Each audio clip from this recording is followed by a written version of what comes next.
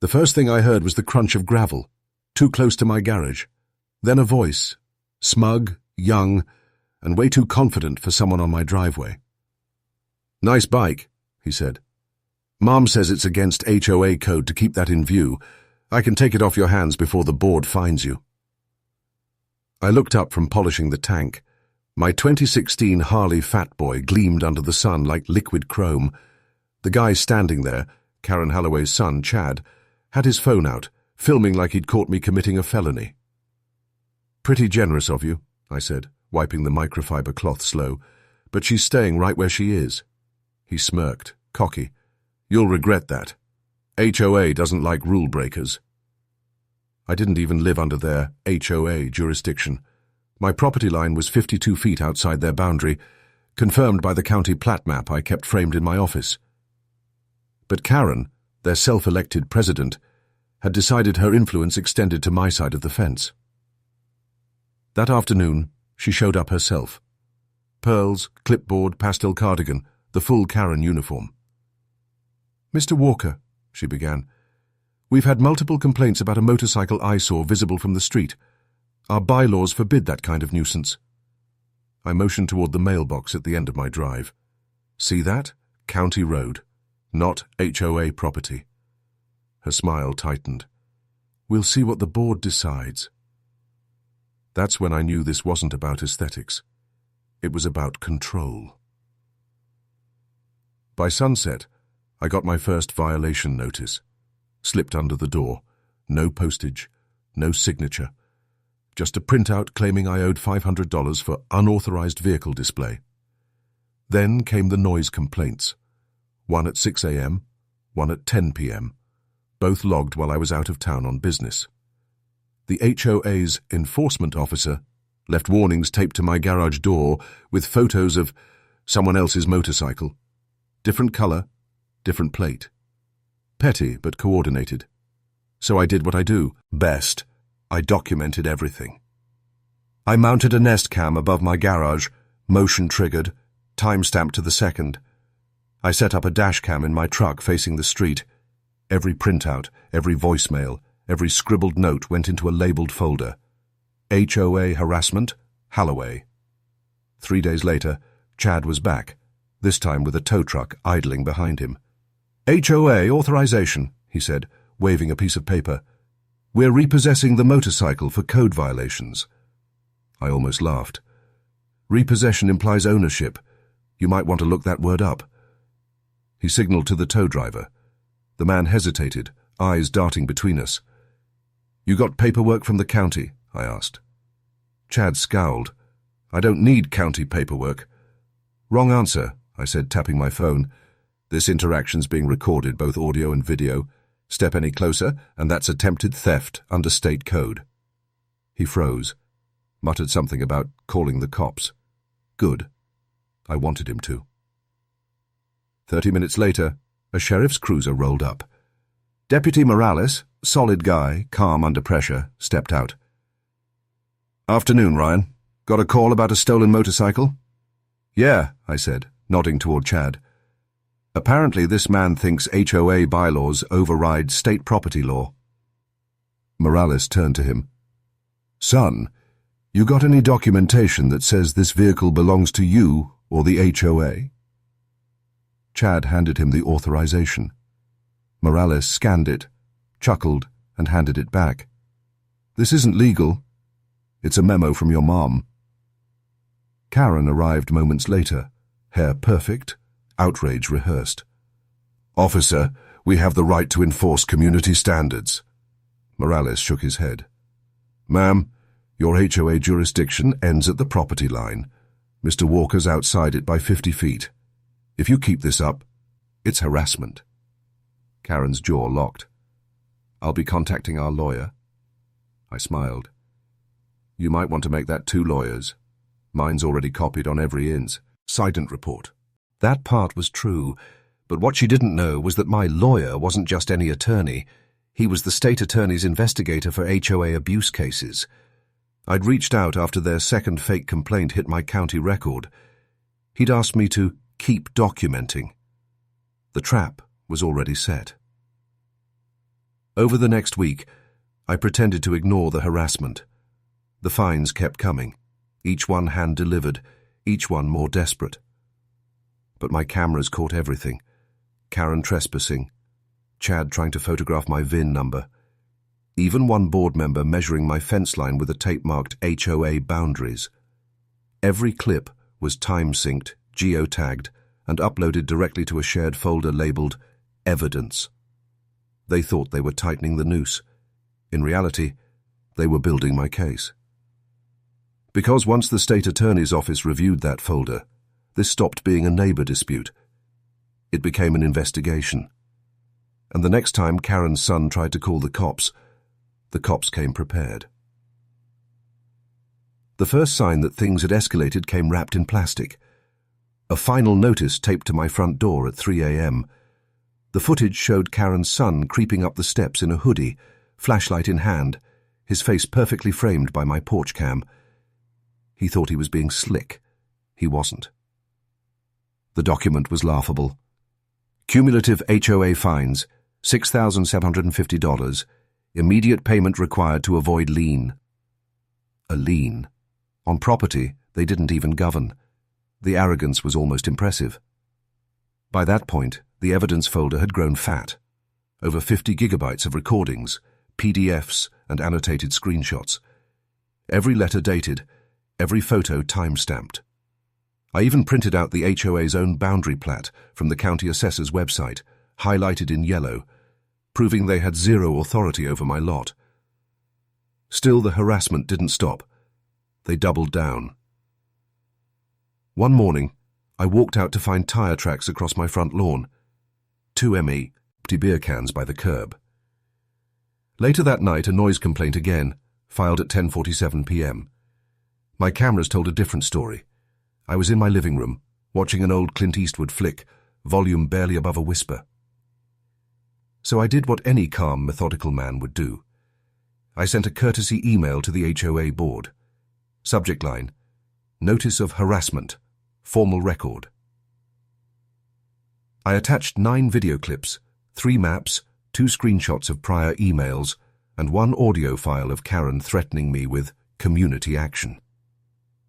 Within 2 hours, I got a reply, not from Karen, but from her legal advisor, a self-proclaimed paralegal named Brent, who, according to a quick LinkedIn search, sold used cars 2 towns over.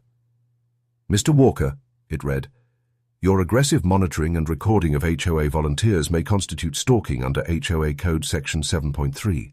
I nearly laughed coffee out my nose. HOA Code doesn't outrank state law, and certainly not the Constitution. I forwarded the message to Investigator Miles at the State Attorney's office. His response was short. Perfect. Don't engage further. Keep collecting. We're almost ready. That almost meant something big was coming. 2 days later, Morales, the deputy who'd handled the first call, dropped by again. He'd gotten wind of multiple new police reports filed by Karen, alleging that I'd brandished a weapon at her son. He checked his body cam, verified timestamps, and saw that I was on camera cleaning my Harley with both hands in plain view during the supposed incident. Ryan, he said, sliding his sunglasses up, they're trying to bait you. Don't give them anything. I nodded. Oh, I'm not giving them anything. I'm setting them up. I installed 2 additional cameras, one aimed at the street corner, another hidden behind the hydrangeas by the fence. I even stuck an AirTag under my Harley's seat, just in case someone tried to move it again. Sure enough, on a Tuesday evening, 11:52 p.m., my phone pinged. Harley moved 2.1 feet. When I checked the footage, I saw Chad crouched by my bike with a wrench. He must have thought removing the license plate would help his next theft claim. I didn't confront him. I just documented, zoomed in, time-stamped, and sent the clip to Miles. Within an hour, I got a call back. Ryan, he said, we're green lit. Tomorrow, keep your cameras rolling. We'll have eyes in plain clothes nearby. I didn't sleep much that night, not from nerves but from anticipation. At sunrise, I spotted a familiar face across the street. Deputy Morales, unmarked car, pretending to check his phone. A black SUV idled 2 houses down. State Attorney's team, watching. Right on schedule, 9:02 a.m. Karen and her son strutted up my driveway with 2 HOA board members, Trey, eiling behind. Karen waved a clipboard like a sword. "Mr. Walker, we are here to confiscate that motorcycle under Community Enforcement Code." I stepped outside, coffee in hand, calm as ever. "You're sure you want to do this? On camera?" She scoffed. "Your cameras don't scare me." I smiled. "They're not supposed to. But his might." I nodded toward the street, where Morales exited his cruiser, badge glinting. Karen's confidence faltered. "Ma'am," he said, approaching, "before you say another word, I need to inform you this property is under review by the State Attorney's Office for harassment and attempted theft." Her son's face went pale. One of the board members muttered something about not signing up for this. Karen tried to regain footing. "This is an overreach. You can't investigate a homeowners association." Morales looked at her flatly. "Actually, ma'am, we can, especially when that association files fraudulent fines against a non-member and falsifies evidence to law enforcement." The silence was thick enough to choke on. She turned to me, eyes narrow. "You did this?" I sipped my coffee. "No, Karen, you did this. I just kept the receipts." What happened next? Let's just say the cameras caught it all, and the footage went straight to the attorney's office server by 10 a.m. The sting was officially underway. The morning after the sting, my inbox lit up. Subject line: Formal Notice of Investigation, State of Florida versus Willow Creek, HOA. Karen and her son had finally crossed the last line they'd ever get to draw. The footage from my garage cams, porch cams, and that AirTag log painted a perfect timeline. Trespass, tampering, false police reports, and even a forged violation notice using a fake HOA letterhead. The state attorney's office didn't just open a file, they launched a formal case. But I wasn't done. I wanted them to feel the same spotlight they'd tried to aim at me. The next HOA meeting was scheduled that Friday night, open to residents and interested parties. I walked in wearing a clean button-down and a calm smile. Morales and Investigator Miles sat quietly in the back, plain clothes but unmistakably official. The room hummed with gossip, neighbors whispering, eyes darting between Karen and me. Karen banged her gavel. "Let's come to order. First on the agenda, ongoing code enforcement actions." I raised a hand. "Actually, I think the first item should be ethics violations by this board." You could have heard a pin drop. Karen shot me a look that could curdle milk. "Mr. Walker, you are not a voting member of this association." "True," I said, pulling a thick folder from my bag. "But the state attorney's office is." I opened the folder, slid a printed email across the table. It was on letterhead. "All records, minutes, and communications relating to enforcement against non-member property owners are hereby subpoenaed for review." Karen's hand trembled as she read it. "This is absurd." Miles stood up from the back row, flashing his badge just long enough for the board to see. "Not absurd, ma'am. Ongoing." The room erupted, half the neighbors whispering, "What's going on?" Others filming on their phones. Chad, red-faced, muttered, "This is harassment." I turned to him. "No, Chad. Harassment is trying to tow someone's bike off private property. What's happening now? That's justice." He lunged halfway out of his chair before Morales rose, slow and steady. "Sit down, son. You're not helping yourself." Karen's voice cracked. "You can't do this. We're volunteers. We were just protecting our neighborhood." Miles didn't flinch. "By fabricating fines? By filing false police reports? That's not protection. That's fraud." One board member, the treasurer, stood up, hands shaking. "I didn't know they were sending letters to non-members.